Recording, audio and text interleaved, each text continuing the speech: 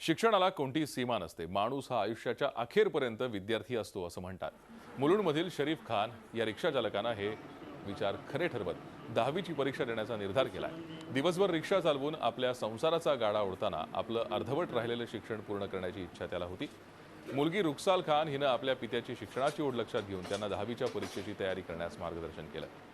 रुखसाल आपला 12वीचा अभ्यास करता करता आपल्या वडिलांची उजळणी देखील घेते। शरीफ कधी कधी रिक्षातच आपला अभ्यास करतात। वयाच्या 41व्या वर्षी 10वीची परीक्षा देतानाच उच्च शिक्षण घेऊन समाजात आपलं स्थान निर्माण करण्याचा त्यांचा मानस आहे। तर माझ्या लहानपणापासून शौक होता ते शाळेत जायच्यासाठी,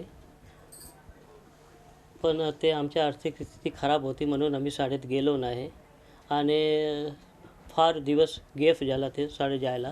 आता यावेळी कोणाला पण भेटतो, समाजामध्ये पण जातो, तर असा वाटतो की शाळेत जायला पाहिजे आणि शिक्षा घ्यायला पाहिजे।